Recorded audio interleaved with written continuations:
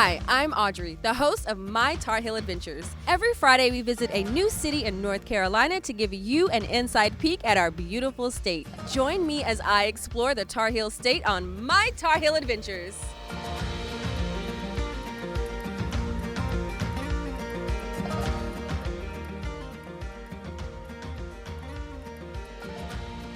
Hi guys, we're here at the Imperial Center for Arts and Sciences, and we're speaking with Miss Lee White, who is the Children's Museum curator. Can you tell us a little bit about the Imperial Center for Arts and Sciences? This facility was formerly the Imperial Tobacco Factory, which was started back in the turn of the century 1900s.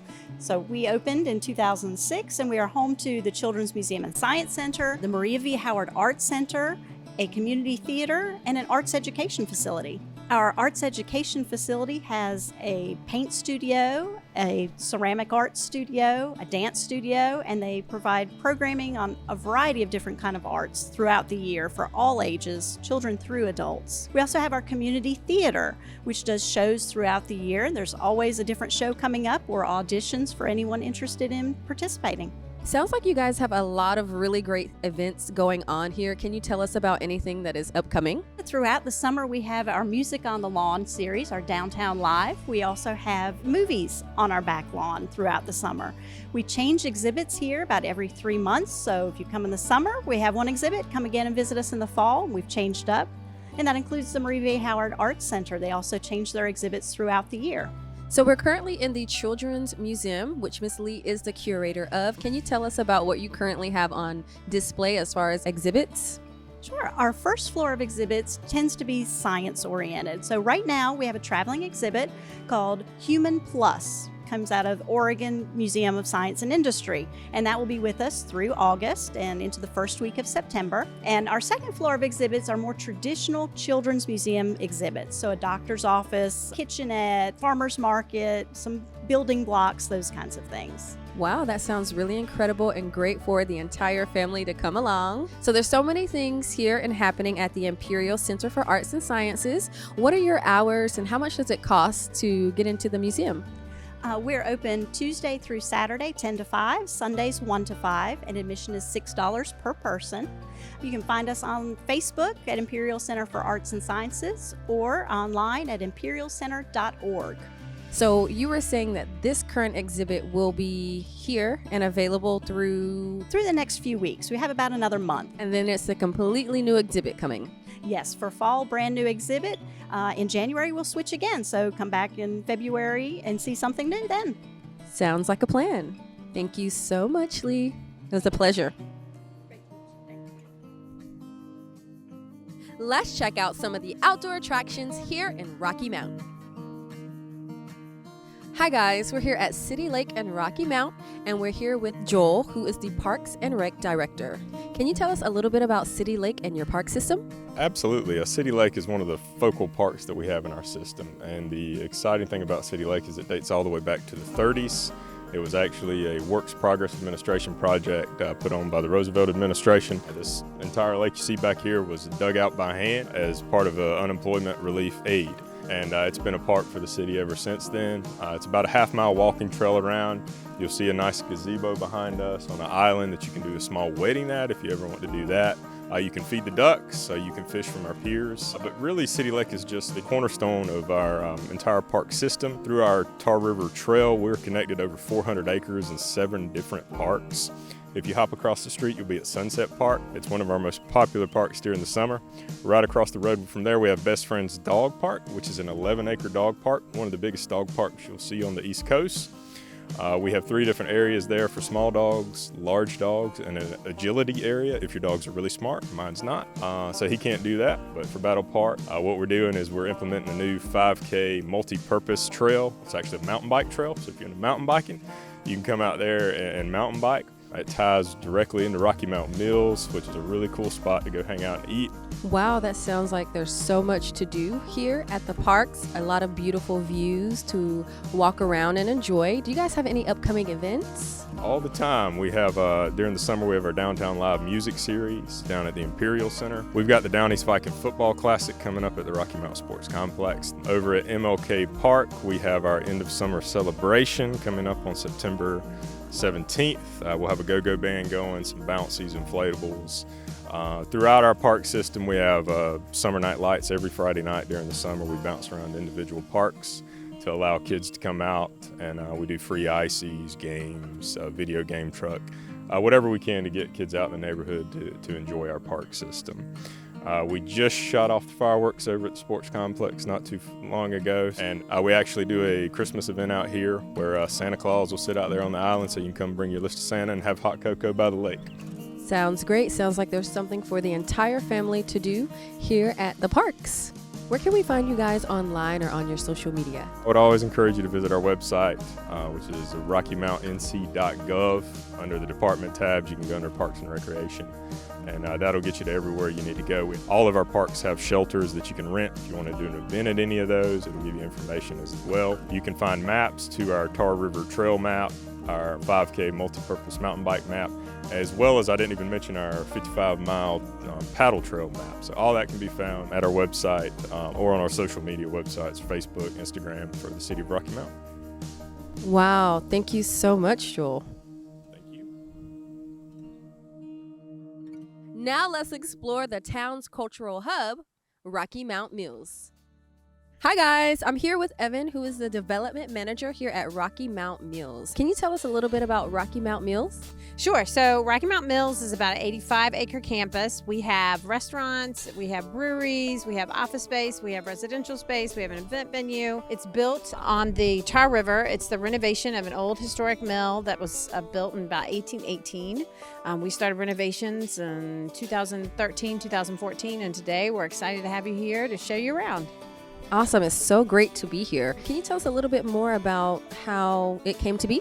Sure. So the mill itself is the second oldest and the longest continuously running mill. It closed in 1997. It is a cotton mill, so they only produce cotton yarn. They never produced any textiles. But more interestingly is the fact that this site sits on the fall line between the coastal plain and the Piedmont, which means that the falls of the Tar River are a natural break. So before there was a mill, there were the Tuscarora Native Americans that were here for about 2,000 years, gathering, living, growing, and eating off of what they found in the Tar River. So this site has long been a place for economic growth and for survival long before the mill. The mill was built by enslaved laborers, and the dam itself was also built by enslaved laborers. It was burned during the Civil War because of the fact that it produced a lot of the uniforms for the Confederate Army. However, when Sherman's army came in, they struck a deal with the superintendent on site and said, if we will burn the mill, but we will keep the home. So today, what's behind us is the mill that was built after the Civil War, but the home of the family, of the Battle family, still remains. It was built in 1835 and is now home to our administrative offices for the mills, but is a beautiful home that stands because of that.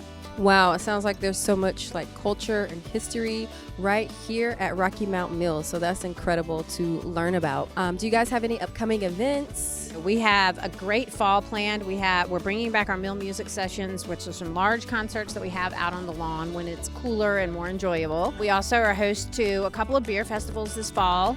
And then in the winter, we'll have our annual 4-mile mill chill, which brings in about 70 different breweries. A lot of fun. People can choose a brewery to run for and have teams around each brewery. It's a great way to spend could be very cold Sunday afternoon, but also a really fun time. I also want to point out that in addition to being able to enjoy breweries and restaurants on campus, that we have 5 restaurants and 8 breweries, we also are home to a bunch of residents. We have 67 loft apartments, so you can live the history in the mill, and a mill village that's 52 village homes. We rent all of them. Everyone here chooses to be here and loves the way that people interact with one another, whether you're working here, whether you're living here, or you're just coming out for the day. This sounds like such an incredible campus. Now, you mentioned that you have various breweries, restaurants, and other businesses here on campus. Can you talk a little bit about that? We have everything from Books and Beans, which is your coffee shop with your sandwiches, open for breakfast and lunch. Prime Smokehouse, which is inside the mill and has river views, is a wonderful place for a more elegant dinner or lunch. Tap at 1918 is tavern-style fare with a wonderful wraparound porch. In addition to that, we have 8 breweries, and those breweries can be found scattered throughout campus. Several of the houses that are on campus are host to some of the tap rooms. Inside the mill, you'll find a couple of other tap rooms. Mythic Brewing and Hopfly and Spaceway all have tap rooms. And then our brewery incubator, which is a building full of brewing equipment where the brewing always happens. Wow, that is so incredible. So much to do here on campus. It sounds like there's a lot of tasty adventures to be had here at Rocky Mount Mills. Thank you so much, Evan, for your time. Now we're going to head over to another part of the campus, which hosts the River and Twine tiny homes. Hi guys, we're here with Julie, the Assistant Property Manager of Rocky Mount Mills. Can you tell us a little bit about River and Twine, Julie? Yeah, sure. So River and Twine is a part of Rocky Mount Mills. You just heard about the exciting things that happen there, and now you can stay. And there are about 21 units here at River and Twine. Yes, 21 units. So we have 4 pods. So you could come with friends, you can come with families or your work group. It's the idea that you could rent a pod or you can come by yourself, but there's a chimney in each pod. So you're able to light a fire, do s'mores, just sit around, hang out, enjoy the amenities across the street at Rocky Mount Mills, and where we are is a communal fire pit. So if you don't want to have the smoky smell of firewood, you turn a switch, the fire pit lights up, and you can enjoy the ambience of River and Twine without the smoke smell. Sounds great. So do you guys usually have events here? And if so, what type of events? So we don't have events here at River and Twine. All our events are over at Rocky Mount Mills. Anything that happens at Rocky Mount Mills, we highlight. We like to share and say, provide our guests with that list so they're able to stay here, but also walk across the street and enjoy the live music on the weekends. A lot of Saturday mornings, we'll see guests walking to the farmers market, which is a couple blocks away. So that's just a fun Saturday morning walk. And then the City of Rocky Mount's Greenways system is our sidewalks connected there. So there's the Greenway. So if you like to run, walk, bike, they now have the mountain bike trails. So we do see a lot of guests that come with their bikes and enjoy the park. So, Julie, how long has River and Twine been here, a part of the Rocky Mount Mills campus? So we opened in June of 19, and so all the homes that you see today, they were built not on site, but we had 15 of them that were built out of Ohio with modern tiny living. Then the other 5 we had were built out of Chapel Hill. They came in as you see them on the trailers. We set them in place, and a couple weeks later, we were able to open them up. But fun fact, neat fact, is that they are all named after North Carolina rivers. So if you like the rivers and you have a favorite river, find us online and book it. Sounds awesome. And so are the River and Twine teeny homes open every day of the week? Can you book at any time? You can book anytime, 7 days a week, but everything can be found online at riverandtwine.com. We're not your typical hotel where we have a front desk or the lobby spaces where you check into. Everything is virtual. So it's a self-check-in where you get your key access and it takes you into your home. So ideally, you don't see anyone. We're here and we're available, but you really don't see anyone. Wow, that sounds so great, Julie. I am so excited to get a tour of these tiny homes. Thank you. I'd like to thank Gator Metal Roofing for sponsoring today's video. Now let's check in with one of their recent customers to see how their experience was. Hey guys, Audrey here with Al and a recent customer of Gator Metal Roofing, Mr. James. So, Mr. James, what made you choose Gator Metal Roofing? For the longevity of it, shingle roofs need to be replaced every at least a decade or so, and up the value of the house. How has your experience been with Gator Metal Roofing, getting your roof installed and just the process leading up to the installation? Well, the sales guy came over. He made sense. I was allowed to ask questions. He worked out the finances and told me how it could be financed. We're one of those people that, don't have a lot of money to pay for it straight up. I know this is kind of a simple one. We're a small house, but the 2 workers came out in the morning at 9, and just a little after 12, they were finished. Wow, so the process was quick and you felt very comfortable through everything? Yes, there was not a lot of noise. There wasn't a lot of debris. They cleaned up afterwards. Since getting your Gator Metal roof installed, Mr. James, have you noticed anything different with your energy? Yeah, we've only had one bill that has come in since we've put it on, and it has come down around close to 30%, but we've had some extreme heat. So I'll take anything where this will reduce that. And if the temperatures are normal, I'm almost assured that we'll see anywhere between 30 and 40%. Now, Mr. James, what color roof do you have, and why did you choose that color? We have Hawaiian blue. I allowed my wife to make that that pick. We kind of do things together, and the color she picked out matches the blue door, and we're satisfied. We've gotten a lot of comments from around the neighborhood that it looks really nice. Thank you so much for your time today, Mr. James, and thank you for choosing Gator Metal Roofing.